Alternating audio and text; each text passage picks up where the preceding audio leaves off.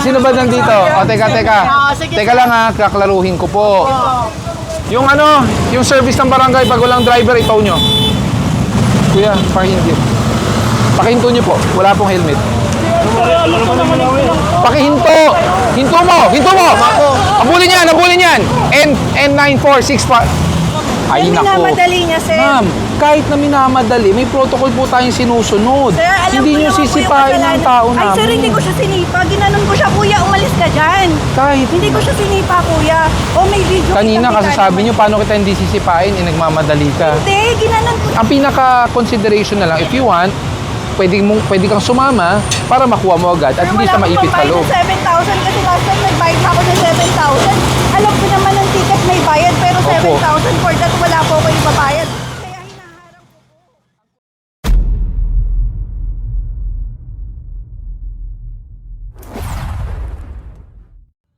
Ay, ito, mga nasa kalsada eh. Teka nga, patatanggal ko na to. Sir, Umpisahan nyo na. Ito rin. Negative, walang one-side parking. Walang one-side parking dito. Huwag muna kayo magpapapasok ng Maya. Huwag muna kayo magpapapasok. Puro palabas lang. Morning. Wala muna magpapapasok. Puro palabas. Morning po. Hello po. Ano balak nila? Papasok ba nila o hindi? Pag hindi, isasakay ko yan. Wala, may papasok niyo po ba? Saan niyo po ilalagay? Hindi naman po kasya. O sige, tulungan niyo, ibuhat niyo kung saan man dadalhin. Pakitanggal niyo to. Arias! Walang driver? May driver ba? Meron sir, kinuha lisensya. O, tapos paalisin na agad. Nasa kanto eh. Maganda nga umaga sa inyong lahat. Ngayon ay October 24, 2025 at sa oras na 9:40 ng umaga. Nandito ngayon ang special operations ng MMDA sa pamumuno ni Sir Gabriel Go. Dito sa Maya Street, may kasikipan. Ito ay complaint o reklamo from 8888.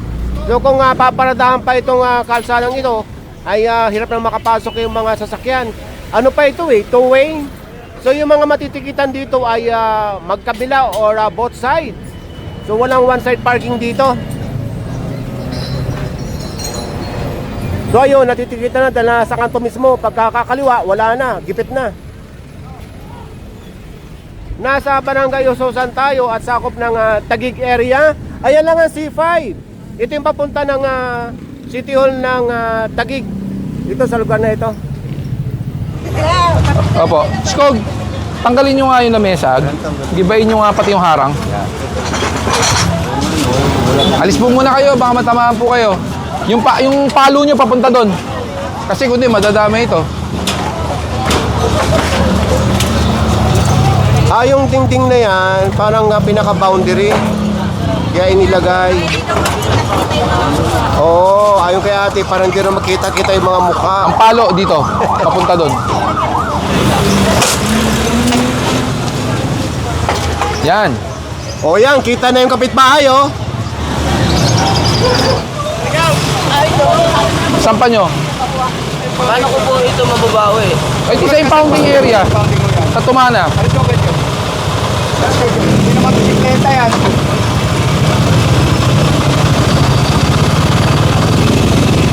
Ito ang sakop na yung bangketa. Morning po. Meron din dito.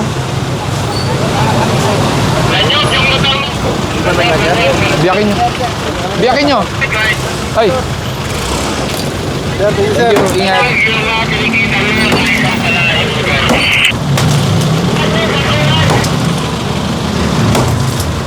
Hi, Sir Gab. Good morning. Morning. Isa sunbathing ka. Morning sun, vitamin D. Bibigyan ko yung example Ayan ang sasakyan. Tapos, yung giliba na yan, yung mga buwibili, nakatayo dito sa kalsada. So, ayan, pwedeng matamaan ng sasakyan. Yung mga customer na bumibili dito.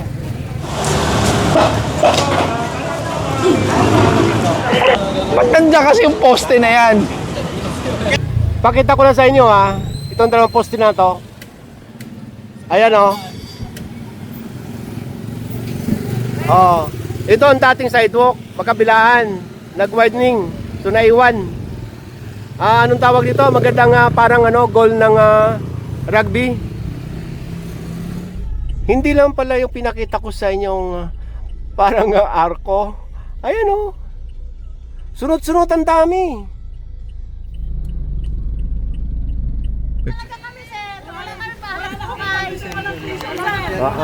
Kalipa pa. Pero pinayagan hanggang December eh. Wala kami hanap buhay. Hanggang December lang sana. Hindi. Bili kami ng bigas. Hindi, ang sabi po ni Kapitan, hanapan daw kayo ng pwesto. Dapat binigyan muna kami ng pisto, sir, bago kami alisin. Kasi hanggang December naman. Sino po ba nagpaalis? Wala naman. Sabi, alisin daw kami. Eh, pinayagan niya hanggang December, pinagbigyan ko nga po. Sira tayo. Sino Kanina, po? Kami nagsira kasi ikaw. Sino ba nandito? Teka. Sige, Teka lang kaklaruhin ko po. Una-una talagang bawal kasi tulay ito, tas sa bangketa. Ngayon, pinakiusap po kayo ng barangay na hanggang Disyembre habang hinahanapan po kayo ng lugar. Okay? Pero pakiusap, wag po tayo aabuso, wag natin kukunin na ang kalsada. Pero may isa akong pakiusap pa. Total, tinanggal mo na eh. Pabalik pa magkaayos naman sir. Bago ka magbalik, pwede bang iwasan natin nakaharang to? Bakit? Pedestrian po to. Para pagtatawid, pwede sila makatawid, di ba?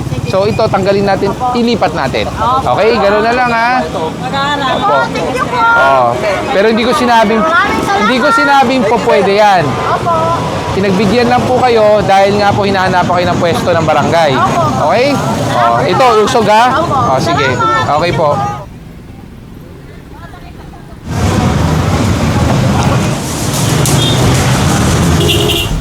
Doon banda yung Maya, lumabas tayo ng C5 dito. Diyan tayo galing sa kabila kanina at nag-U-turn dito sa Service Road, southbound. At nadaanan itong mga sasakyan dito nagwi-waiting. Pagka ganyan nagwi-waiting, ticket agad yan. Hindi lang mahahatak dahil nandito ang driver. Bilis, pasok, mamaya, labas. Ate, may tanong po ako. May business permit po kayo? May business permit. O barangay po yan? Barangay. Wala kayong business permit pa. Ngayon, huwag niyong ilalabas. Diyan kayo magtinda sa loob. Paulit-ulit na lang kasi tayo eh. Sa'yo ba yan? Pasok na. O, pasok ngayon, tapos mamaya labas. Lagi tayong ganun. Sa susunod po, pag nakandiyan pa yan, kukunin ko na ha. Sige. Kung hindi mga junk na gamit nandyan, kulungan ng pato. Ano ba talaga? Tama, naalala ko na ito, yung mga PVC na mga nakalagay dito sa bangketa. Kalapati ang pumalit. Sila na lang daw ang magdi-dismantle niyan dahil matagal pa nga isa-isa inyo mga kalapati. Ngayon kung madadaanan ulit yan dito, ayun na, wawasakin na yan. Kanina, andun tayo sa kabila, sa Service Road, southbound. Nag-U-turn, andito naman tayo sa kabilang Service Road ng C5, northbound. Isang lifter, isang flatbed. Tikitan nyo pa rin ha, tikitan nyo pa rin. Tikitan nyo pa rin, tikitan nyo pa rin. Bukod sa mga illegal parking niya, may mga motorsiklo pa dun. So matitikitan ng mga yan. Yung service ng barangay, mukhang walang delta to. Paano nyo sa lifter? Pero naka-illegal park po, bawal po kasi dito. Pero po ng lisensya po muna, pabigay sa enforcer. Galiga. Baka naman pwede. Isa na po kayo. Service road po kasi to. Yung service ng barangay, pag walang driver, itaw nyo. Sir, pwede na po. Oo. Pinangalan niya kasi anak namin kayo eh. Seryoso ba yan? Oo, ayun o. Ikaw ba yun? Hello po. Lifter para doon sa barangay. Ayan. Thank you. Yan. Kuya, pakihinto. Pakihinto niyo po. Wala pong helmet. Pakihinto! Hinto mo! Hinto mo! Abulin yan! Abulin yan! N946 Harangin nyo kayo yung naka-violet. Pasok na siya sa bangketa. Saan pumasok yun? Diyan pumasok, diyan kumaliwa. Barangay? Puro parada na lang rin yan doon.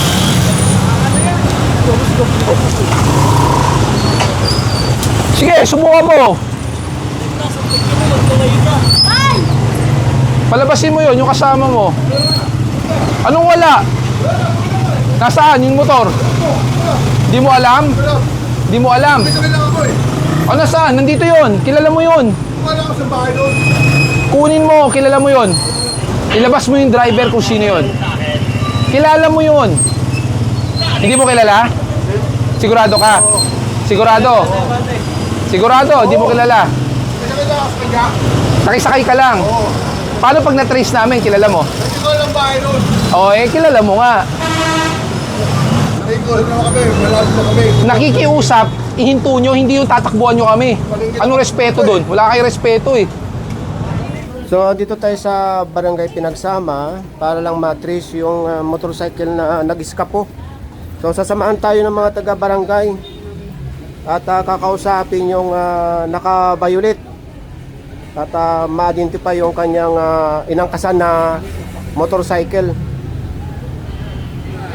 So ayan, tow na yung service ng barangay. Pinakita kay kapitan yung ayan yung reference or yung towing form. Sino daw ba yun? Driver. Tumarurot pa niya. Wala siyang helmet, pinara ko. Ngayon, pinapapara, humarurot. Ngayon, nahabol ko si tatay sa bahay nila. Alam kong kilala niya kasi galit na galit siya eh.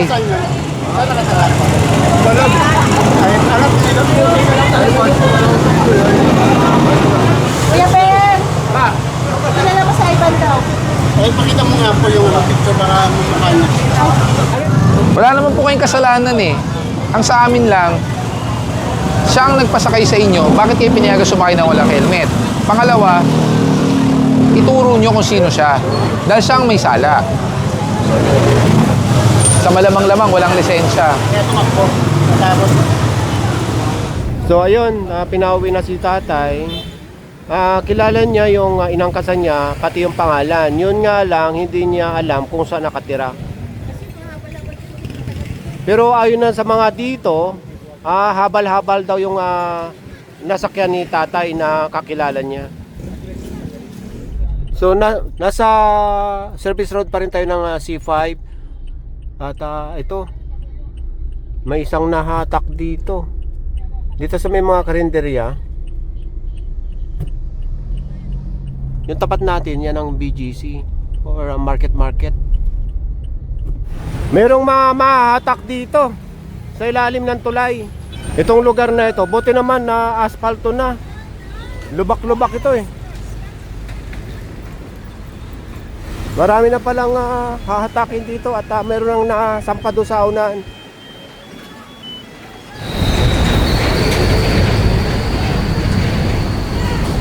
Ang oras ngayon ay 11:30 ng umaga.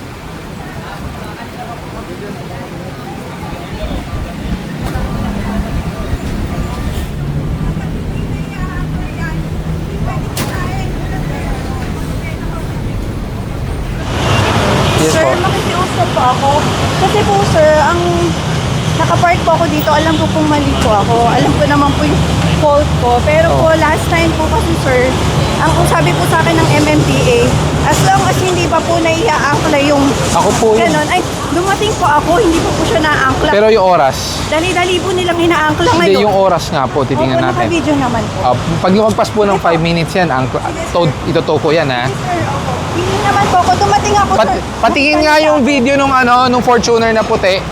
Sinasabi ni ma'am, wala pa daw 5 minutes yan. Asan yung video? Willing naman po ako sir magpa-ticket, pero alam ko po yung policy po kapag tinutowing. Alam ko naman po yung kasalanan ko sir. Ma'am, wala po kayo sa ere eh. Ano? Sir, nandito na po ako. Eh, ayaw nga niya po itapat po sa akin eh. Tumakbo lang kayo, ma'am. Oo, nakita po ako sir. Di ba tumakbo ako? Hindi pa ako sa ilalim na sir eh. Hindi Oh. pa ako sa ilalim. Hindi. Paano ko tayo gigisipahin? Hindi na.